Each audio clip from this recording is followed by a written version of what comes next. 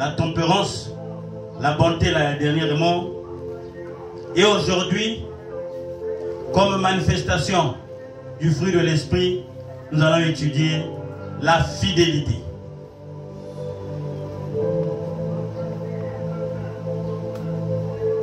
Nous allons étudier la fidélité. Et donc, j'ai tenté de bénir le Seigneur parce que le Seigneur a ouvert les yeux à son serviteur en présentant les 15 et autres voies semblables des manifestations de la chair, mais aussi en parlant des manifestations du fruit de l'esprit qui nous permettent de combattre et de vaincre les œuvres de la chair. Voilà pourquoi je tente de bénir le Seigneur. Je ne sais pas si tous nous sommes en train de voir cette mélodie s'est découlée depuis que nous avons commencé l'année.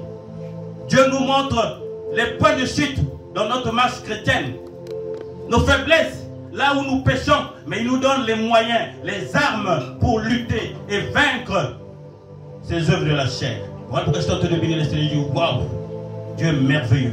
Au départ, le pasteur lui-même est en train de dire, d'habitude, on n'a pas culture ou habitude de prêcher sur ces choses, parce que ça effraie. Mais à mesure que nous sommes en train de dessiner ce plan de Dieu, nous regardons que Dieu a manifesté son amour pour nous ouvrir les yeux, pour voir que nous avons des armes, des aptitudes qu'il met en nous par le Saint-Esprit pour vaincre les désirs et les œuvres de la chair. Alors ce matin, nous allons parler de la fidélité.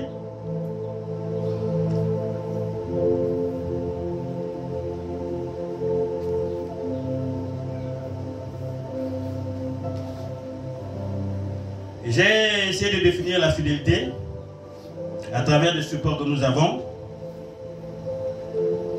et avec l'aide des linguistes de la maison, on va compléter cette définition en lingala et en monotuba. Selon le dictionnaire biblique, la fidélité est une attitude pleine et entière de confiance et d'obéissance. Et selon l'encyclopédie biblique, la fidélité, c'est la capacité de remplir exactement son engagement, dans la capacité de tenir ses promesses. Donc être fidèle voudrait dire être digne de confiance, avoir confiance, être digne de confiance et obéissant.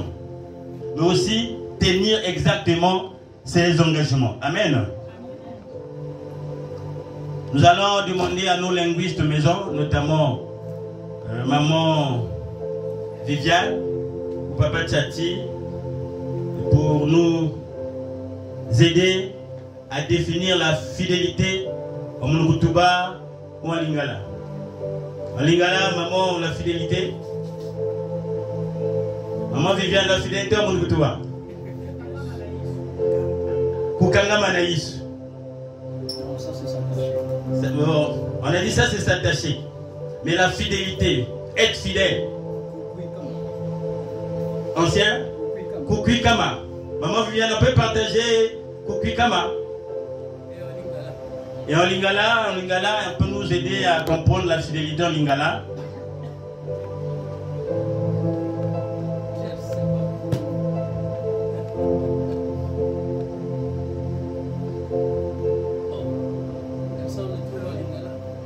En Lingala.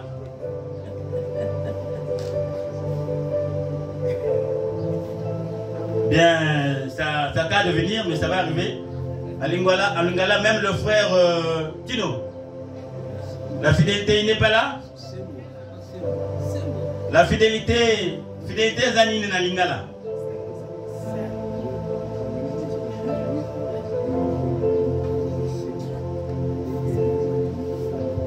Bien, le Seigneur va nous aider. Nous avons dit ici, être fidèle. La fidélité na linga, ils ont loba. Ils ont tika makamba kala. Ça veut dire qu'elle est concrète vers une vraie créature. Les choses sont passées. Voici tout sont devenues nouvelles. Là, c'est la nouvelle naissance. Merci. Est-ce qu'on va acclamer pour la gloire du Seigneur? Sa volonté de participer à la gloire du Seigneur. Merci. Mais nous avons retenu que la fidélité, être fidèle, c'est avoir confiance, être digne de confiance, être obéissant et tenir ses engagements. Ce que nous avons retenu.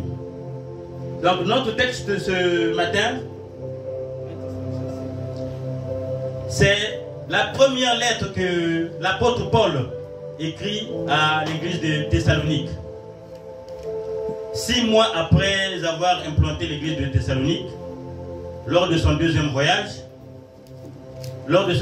missionnaire, l'apôtre Paul se voit brusquement chassé de Thessalonique par les juifs et les non-juifs qui s'opposaient à l'évangile du salut par le nom de Jésus-Christ. Donc, quelques temps après l'implantation de l'église, Paul n'a eu que quelques mois, c'est 6 mois, pour donner l'enseignement chrétien à l'église de Thessalonique. Et il est parti parce qu'il était chassé par les non-juifs. En s'inquiétant sur la vie de cette église, la vie de ses croyants, l'apôtre Paul a envoyé Timothée pour aller s'enquérir de la situation derrière lui. Et le rapport de Timothée montre à l'apôtre Paul qu'il manquait à l'église de Corinthe l'enseignement sur l'éthique chrétienne, mais aussi sur le retour du Seigneur Jésus-Christ. Alors donc, soucié de l'avenir de cette église, soucié de l'avenir de la marche chrétienne des frères de l'église de Thessalonique, c'est en ce moment que l'apôtre Paul écrit cette première lettre à l'église de Thessalonique. Dans sa lettre, il a traité plusieurs points. Il a parlé de la persévérance dans ce moment de persécution, parce que tout cet empire, toute cette partie, l'Asie mineure, était sous le contrôle et l'administration de l'Empire romain. Donc, il y avait la persécution pour ceux qui acceptaient Jésus-Christ comme Seigneur et Sauveur. Donc, l'apôtre Paul a traité des thèmes comme la persévérance, comme l'intégrité du ministère, comment plaire à Dieu, le retour de Christ. Et à la fin, il a donné des recommandations dans sa lettre et une conclusion. Donc notre texte que nous sommes en train de partager ce matin se retrouve dans les recommandations, dans la conclusion que l'apôtre Paul a dû faire dans son courrier à l'église de Thessalonique après avoir donné les recommandations. Il a fait des observations sur ce qui manquait à cette église. Il les a d'abord félicités de ce qu'ils ont pu persévérer. Ils ont tenu ferme malgré les persécutions. Ensuite, il a fait des observations sur la vie, la marche des chrétiens de Thessalonique. À la suite des observations, il a formulé des recommandations et il a donné une conclusion. Et notre texte se trouve à la conclusion, mais précédé des recommandations. Et dans notre texte, il a parlé de la fidélité. Il a parlé de la fidélité à Dieu, à celui qui vous a appelé. Mais en faisant une lecture inversée de ce passage biblique, nous allons nous rendre compte que l'apôtre Paul voulait montrer aux chrétiens de Thessalonique que la fidélité à Dieu précède ou impacte la suite de notre vie. Parce qu'après, il a parlé de la joie. Un peu plus devant, il a parlé de la joie. Il a parlé de l'amour envers les serviteurs de Dieu. Il a parlé de la bonté les uns envers les autres. Donc, il a voulu dire que la fidélité à Dieu, c'est comme le fondement sur le fruit de l'esprit. Si nous sommes fidèles à Dieu, et Dieu qui nous a appelés va nous rendre saints et impacter les restes de domaines de notre vie.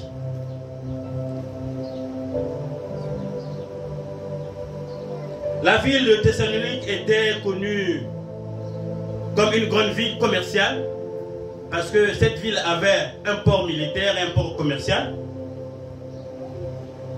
Et elle était la plus grande ville de la Macédoine, en Asie mineure. Et donc cette ville avait une vie accélérée, avait une vie mouvementée, à l'image de la vie de Pointe-Noire où nous savons tous autour du port. Et là où il y a les activités commerciales, la vie est mouvementée, accélérée avec plusieurs pratiques et plusieurs déviations par rapport aux normes chrétiennes. Donc la ville de Thessalonique aussi était mouvementée. Il y avait de l'activité autour du port. Il y avait des écoles théologiques. Il y avait des faux enseignements aussi dans cette ville. Et donc Paul s'inquiétait de l'avenir de cette église qu'il a mis en place 6 mois à peine.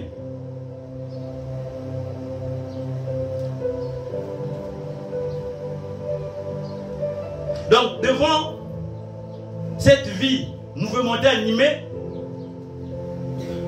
Paul dit à l'église de Thessalonique, aux frères qu'il a laissés, qu'il a enseigné pendant 6 mois, que vous n'avez qu'un seul moyen de rester saint devant Dieu dans cette vie animée, incitée avec toutes les propositions qui viennent du table. Vous n'avez qu'un seul moyen, c'est de rester fidèle à Dieu qui vous a appelé. Parce qu'il a habité Thessalonique. Il connaît les pratiques, il connaît la vie. Quand on lui a rendu compte par Timothée, il s'est inquiété. Il s'est dit, il faudrait que j'exhorte mes frères, mes fils spirituels, pour qu'ils tiennent bon jusqu'au retour de notre Seigneur Jésus-Christ. Il leur dit, il faut rester fidèle à Dieu. C'est lui qui nous a appelés fidèles, et en restant fidèles à lui, il nous rendra fidèles, il va nous sanctifier, et notre vie sera impactée.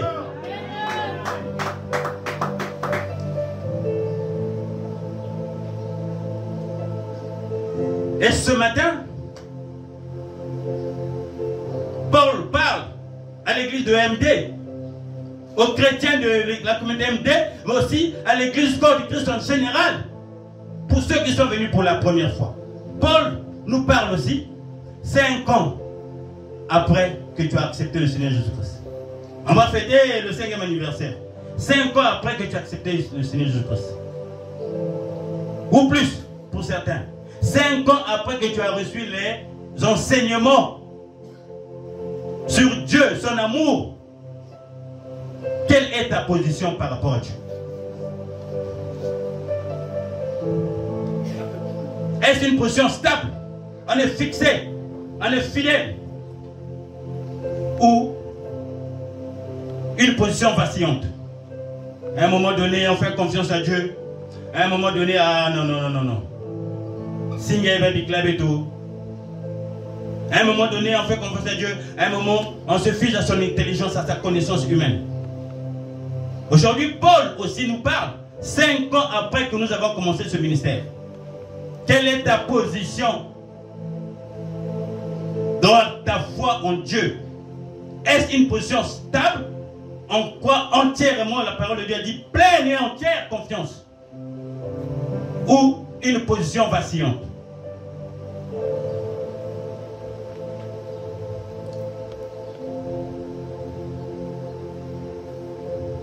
Aujourd'hui, avec les prouesses de notre siècle, l'église de Thessalonique avait ses activités au port, avait des faux enseignants, avait aussi ses pratiques qui ne cadraient pas avec la parole de Dieu. Mais aujourd'hui, nous aussi, avec les prouesses de notre siècle, avec cet internet où on apprend tout, le bien et le mauvais, quelle est ta position par rapport à Dieu?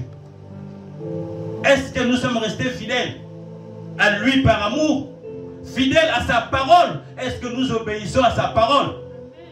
Aujourd'hui, avec le gain facile, ah, tu veux devenir riche, bien vivre, il faut signer quelque part.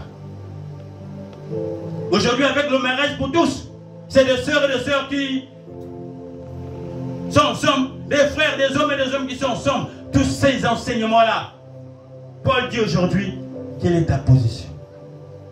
Regarde à Dieu. Fixe ton regard à Dieu pour que tu sois dans la sainteté jusqu'au retour de notre Seigneur Jésus-Christ, pour que tu sois couronné.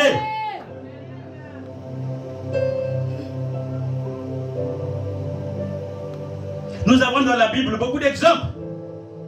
Des hommes qui sont restés fidèles à Dieu. Nous avons l'exemple de Noé. Au moment où les hommes se mariaient entre eux, faisaient marier leurs enfants, faisaient la fête, suivaient des voies qui ne correspondaient pas à Dieu, Noé et sa descendance sont restés fidèles à Dieu. Et Dieu l'a sauvé, nous connaissons la suite. C'est le déluge. Mais nous avons aussi Daniel. Enlevé, amené à Babylone, devant le roi Nebuchadnezzar qui donnait tous les privilèges de la vie.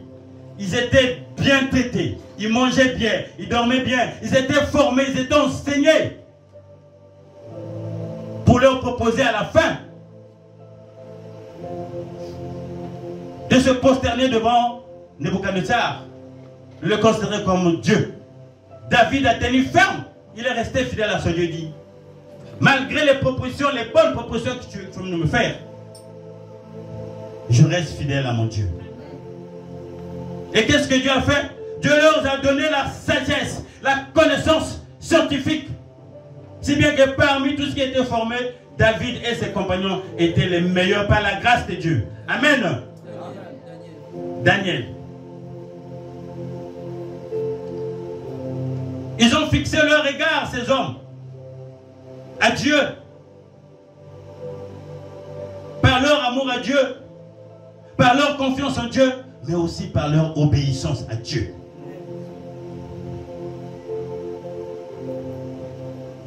Nous aussi, c'était les créatures de Dieu, ces hommes-là. Nous aussi, créatures de Dieu, nous pouvons faire le choix, maintenant que la parole de Dieu a annoncé, de regarder à ce Dieu créateur, ce Dieu plein d'amour, de bonté. En restant fidèles à lui, en manifestant notre amour à son égard. En faisant confiance à ce Dieu qui est fidèle. On nous a dit qu'il est fidèle. Nous avons déjà reçu l'enseignement de la fidélité de Dieu ici. Lors de notre nuit de prière, Dieu est fidèle. Il n'est pas un homme pour mentir, ni un fils de l'homme pour se repentir de ce qu'il a dit. En lui faisant confiance, en suivant ses voies, en obéissant à sa parole, lui, il va nous bénir, il va nous sanctifier. Et le reste des domaines de notre vie, la famille, la santé, le commerce, les affaires, sera impacté parce que nous sommes en harmonie. Nous sommes attachés à ce Dieu plein d'amour. Il mettra sa main puissante sur nous.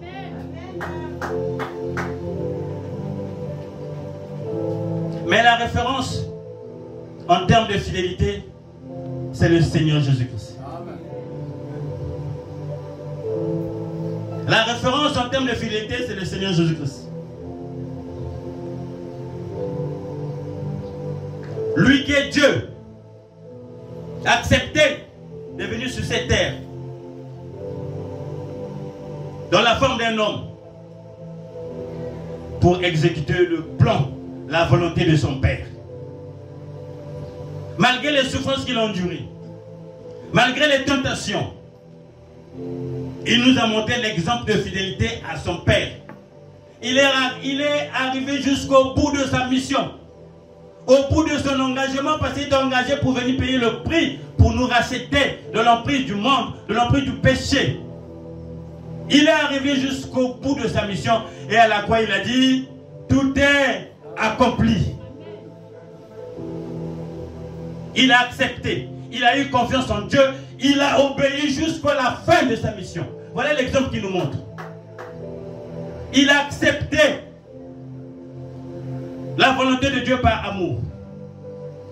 Il a obéi en exécutant cette volonté, malgré qu'il ait eu des difficultés, mais il est arrivé jusqu'au bout. Et c'est le plan divin de la rédemption. Il a pris notre place, nous qui étions pécheurs. Il a payé le prix, la rançon pour notre liberté. Voilà sa mission. Et cette mission, cet ordre que Dieu lui a donné, il a accompli jusqu'au bout. Il a été fidèle à son Dieu, à son Père. C'est ce que Paul voulait dire à l'église de Thessalonique. Celui qui vous appelait, le Dieu qui vous appelait est fidèle. Il ne laisse pas ses enfants, alors vous aussi soyez fidèles. Comme le Seigneur Jésus-Christ a été fidèle à son Père.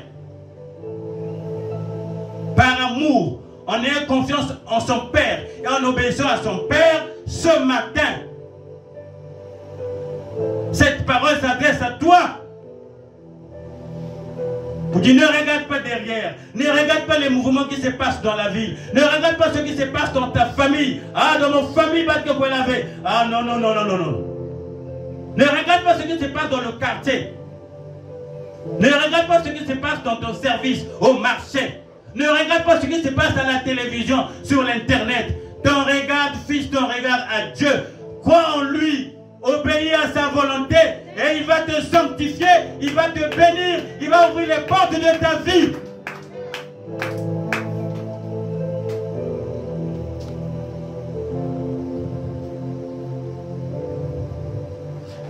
Ça, c'est la conclusion que Paul a placée dans sa lettre à l'église de Thessalonique. Mais avant cette conclusion, il y a eu des recommandations.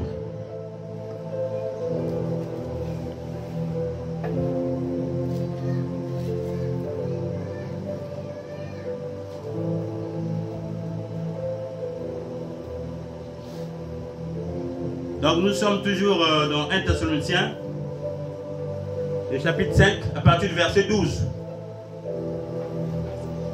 Lisons au nom du Seigneur. Nous vous demandons, frères et sœurs, de reconnaître ceux qui travaillent parmi vous, qui vous dirigent dans le Seigneur et qui vous avertissent. Ayez beaucoup d'estime et d'amour pour eux à cause de leur travail. Il a parlé de l'amour. Nous avons déjà vu l'amour comme manifestation du fruit de l'esprit. Il a parlé de l'amour lorsqu'il parle des recommandations. Et de l'estime et de l'amour pour ceux qui travaillent pour le Seigneur parce qu'ils vous avertissent et vous conduisent selon l'esprit. Verset 14. Nous vous y invitons, frères et sœurs, avertissez ceux qui vivent dans le désordre. Réconfortez ceux qui sont abattus. Soutenez les faibles. Faites preuve de patience. Il a encore souligné la patience, qui est une manifestation de l'esprit. Orpa a accepté et est parti. Mais Ruth est restée. Naomi dit à Ruth, ta sœur est partie rejoindre ses parents. Toi aussi, va rejoindre tes parents. Je suis trop vieille pour trouver un autre mari et pour avoir un autre enfant. Même si je pouvais trouver un mari pour avoir un enfant, combien de temps attendras-tu pour que cet enfant devienne un homme pour t'épouser? Je suis trop vieille. Ça ne peut pas marcher. Rejoins tes parents. On peut lire ça dans Ruth, le chapitre 1, le verset 8, et même à partir du verset 15 et 16.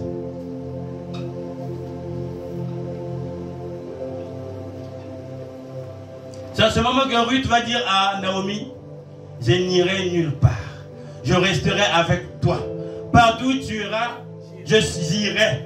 Ton pays sera mon pays. Ton Dieu sera mon Dieu. Alléluia.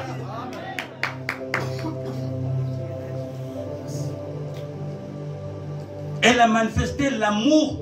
Elle est restée fidèle à sa belle-mère. Ah, aujourd'hui, ça serait difficile. Trois veuves qui se retrouvent. Ah non, non, non. Chacune devait se battre, comment se retrouver, comment améliorer sa situation. Mais Ruth, par amour, et je suis sûr que Ruth avait la révélation. Elle était fidèle à Dieu, c'est cette révélation qui s'est manifestée. Parce que par les capacités humaines, on ne peut pas. Par notre connaissance intellectuelle aussi, on ne peut pas. Par nos moyens matériels, on ne peut pas parce qu'on pourrait l'entretenir, on va prendre soin de la veuve, mais on finira par se fatiguer où les moyens vont diminuer. C'est mieux que par un pouvoir, une dimension surnaturelle que nous pouvons réussir à être ou à vivre comme avec Ruth. La Bible ne le dit pas. Mais je me dis que Ruth était fidèle à ce Dieu parce qu'elle croit en Dieu. Et Dieu l'a ouvert les yeux. L'amour que tu manifestes pour moi, ta fidélité pour moi, tu vas aussi les manifester à travers les autres sur cette terre. C'est ça le témoignage que Jésus nous a dit. Vous serez mes témoins partout, dans la Judée, la Samarie, à Jérusalem, jusqu'aux extrémités de la terre. C'est ça le témoignage de Jésus-Christ. Et quand les autres voient tout cela, ils disent non, non, non. La femme là est spéciale. Amen. Qui pourra accepter ça? Elle est encore jeune, elle a tout le temps. Mais si je laisse cette vieille femme, qu'adviendra-t-il dans sa vie? Je manifeste mon amour et mon attachement à elle. Gloire à Dieu. Amen. Mais nous avons un autre exemple de fidélité envers les autres. L'exemple de Jonathan et David. Quand Saoul, le papa de Jonathan, voulait tuer David. Mais quand Jonathan avait aimé David, la Bible dit, Jonathan avait aimé David comme son âme. Ah, nous nous disons, je t'aime comme moi-même. Mais là, c'est au-delà de l'amour. Jonathan a aimé David comme son âme. C'est ainsi que Jonathan est allé voir son père Saoul pour dire, Père, fais miséricorde à David. Il avait perdu le bon statut devant toi, qu'il retrouve son statut. Jonathan n'a pas laissé David, son compagnon, avec qui ils étaient bien, ils s'aimaient. La période difficile est arrivée, mais Jonathan est resté attaché à David malgré qu'il devait mourir. Mais pire encore, plus encore j'allais dire, il défend même sa cause.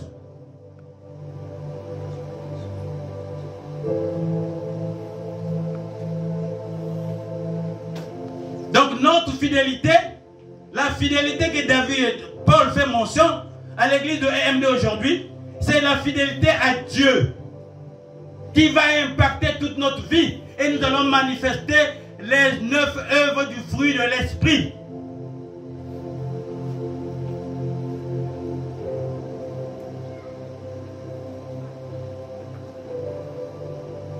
C'est ce qui fait la différence. Parce que dans le monde aussi, il y a la fidélité. Dans le monde aussi, il y a la fidélité. Mais c'est une fidélité limitée ou une fidélité par intérêt. À la différence, nous avons une fidélité inspirée par le Saint-Esprit de Dieu. Amen.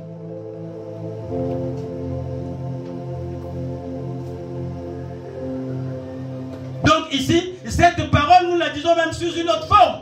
Quand le Seigneur a dit, cherchez d'abord le royaume des cieux et le tout vous sera donné par-dessus tout.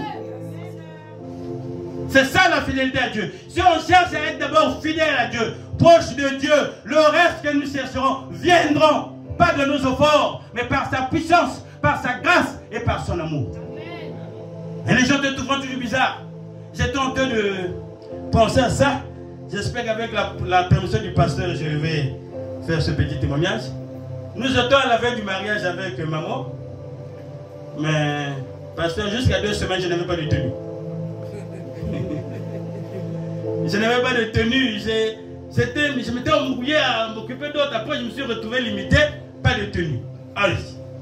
Alors, j'avais rendu service à un frère, un monsieur, parce que je suis comptable financier. Il avait des difficultés d'établir les états financiers. On me l'avait présenté. Je l'avais aidé pour faire les états financiers. C'était un commerçant, monsieur Tikaya. Que Dieu se souvienne de lui. Il était en voyage en Inde. Mais comme je travaille avec sa femme l'informe que monsieur Enoch se marie. Waouh! Il dit comment? Ah, quelle est ma contribution? Il m'appelle pour me dire, va voir un couturier. Demande-lui de te donner tes sizes. Moi, je ne comprenais pas. Size, donc c'est les mesures. Gloire à Dieu. Donc il me demande, pas qu'on essaye chez le couturier. J'ai dit, c'est quoi? Il va seulement dire au couturier, il connaît. Donc je suis allé voir un couturier pour dire, bon, moi mon frère m'a demandé que vous me communiquiez les sizes. Je ne connais pas ça. Il me dit, non, ce sont les mesures. Donc on me dit, oh là là. D'accord. Et le couturier m'a dit, non, non, c'est 44, je pense qu'il m'avait dit. Il dit, lui, c'est moi 44 de dimensions. J'ai renvoyé par sa femme.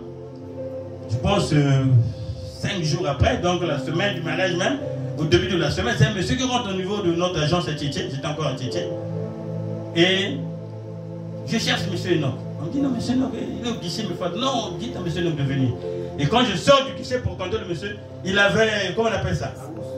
L'ours avec un costume. Il dit, qu'est-ce que c'est? Non, c'est monsieur Tikaya depuis l'Inde qui t'a envoyé ce costume parce qu'il a entendu que tu te maries. Dis gloire au Seigneur. J'étais limité dans ma connaissance, dans ma compétence, dans mes moyens, j'étais limité. Mais la bonté de l'Éternel s'est manifestée. Il a touché le cœur de quelqu'un. Je prie que ce matin, que cette bonté te touche aussi.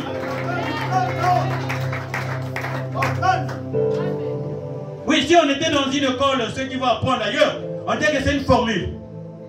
La fidélité à Dieu, je l'aime, je l'écoute, j'obéis, et le reste va descendre. C'est une formule céleste. Nous aussi, nous avons nos formules, mais célestes, où on ne fait pas de sacrifices. Amen.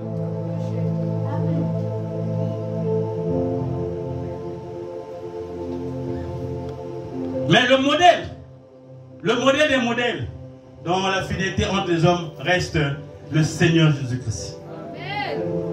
Parce que lui, le Dieu, la Bible nous dit qu'il était depuis le commencement à la création, même avant la création du monde, il existait. Dieu, en parole, qui s'est fait chair. Mais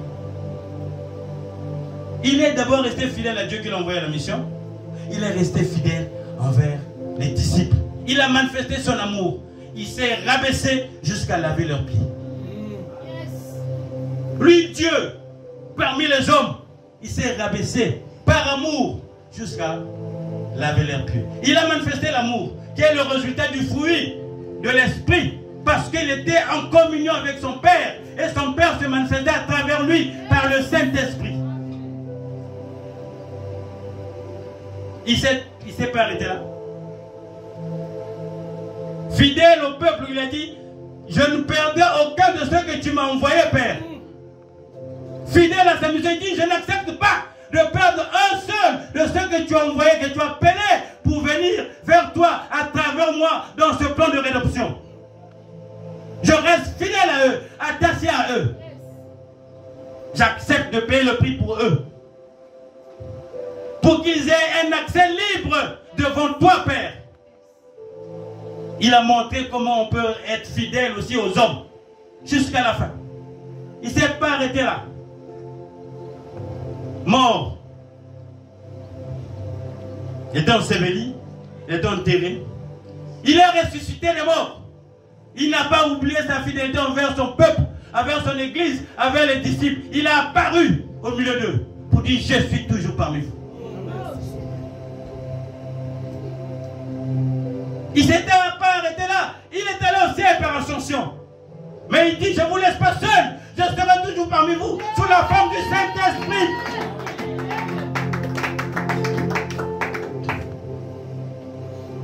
Regardez cette dimension de la fidélité.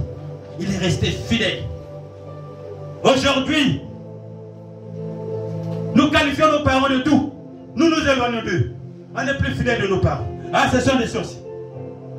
Est-ce la manifestation du fruit de l'esprit à travers ta bouche, à travers tes actes?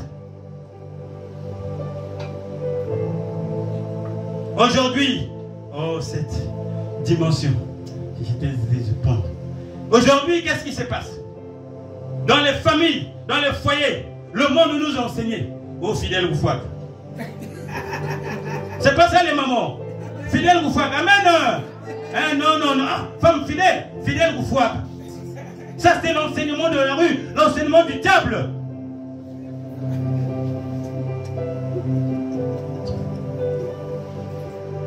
Même au niveau professionnel.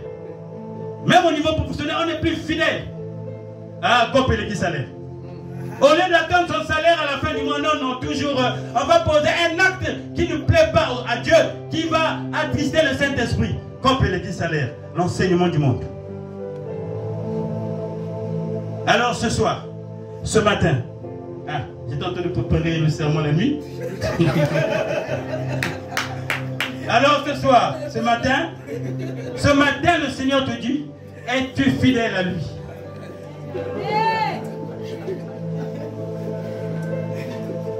Est-ce que tu es fidèle à ton Dieu?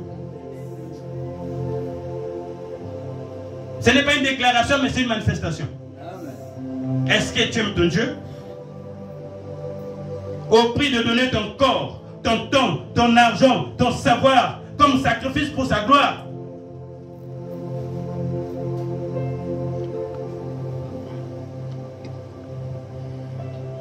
Est-ce que tu obéis à Dieu? Est-ce que tu obéis à sa volonté? Ce sont ces éléments couplés qui feront de nous des hommes et des femmes fidèles à notre Dieu, le Dieu vivant.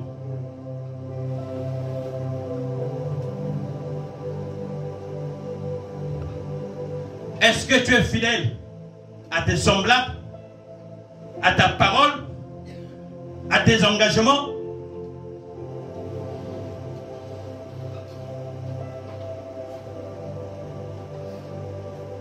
Comme l'a manifesté Ruth, qui a témoigné sa fidélité à cette vieille veuve. Il faut aller chercher l'eau derrière les montagnes. Il faut faire ceci. Non, non, non. Je reste auprès de Naomi, cette veuve. Moi aussi, étant veuve, mais elle est encore plus fatiguée que moi. Je vais la soutenir, je vais rester fidèle. Amen.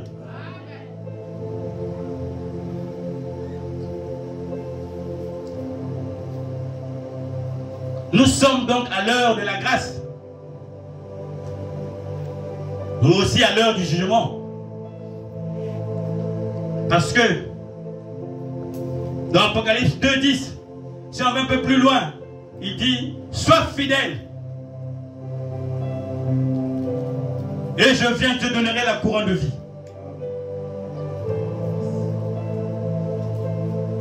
L'heure de la grâce est maintenant.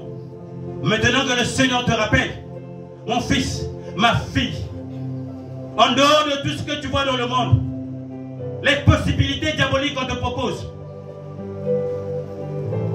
les prouesses que la science démontre aujourd'hui, pour aller jusqu'à changer la forme que Dieu t'a donnée. La forme physique que Dieu t'a donnée, tu veux même changer, à corriger la création de Dieu. Tu étais un homme, tu veux devenir une femme. Tu es une femme, tu veux devenir le mari d'une femme. Ne regarde pas tous ces enseignements. Regarde pas ce que le monde te propose. Frère, signe ici. Tu seras DG. Tu auras de l'argent.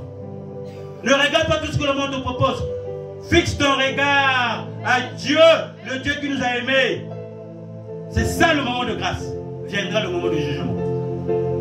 Quand il viendra pour donner la couronne à ceux qui sont fidèles, mais il a dit dans la suite toujours, dans Apocalypse 2, je pense verset 12, que ceux qui n'ont pas été fidèles, ils seront jetés dans les terres de feu.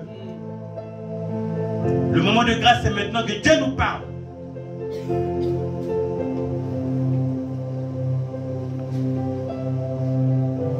Toi qui n'as pas encore reçu, puis l'engagement de recevoir Jésus-Christ comme Seigneur et Sauveur personnel, le moment de grâce, c'est pour toi. Que tu prennes cet engagement, que tu restes fidèle à Dieu. Pour que les autres domaines de ta vie soient positivement impactés. Parce qu'il est le Dieu des miracles. Il est le Dieu de la puissance créatrice. Là où il n'y a pas de foi, il va susciter une foi fidèle. Il dit, viens. Par sa miséricorde et sa bonté, il va te recevoir. Il va créer la foi et la fidélité en toi. Toi et moi qui avons reçu le Seigneur depuis 5 ans, plus de 5 ans, qui écoutons l'évangile à tout moment, les serviteurs de Dieu s'acharnent pour nous transmettre ces connaissances. Le moment de grâce est devant toi. Pour que tu reviennes à ton premier amour à Dieu, pour que tu restes fidèle. Il est disposé, lui qui est plein de miséricorde et de grâce, pour te recevoir. Et par sa puissance restauratrice, il va restaurer ta foi et ta fidélité envers lui aujourd'hui.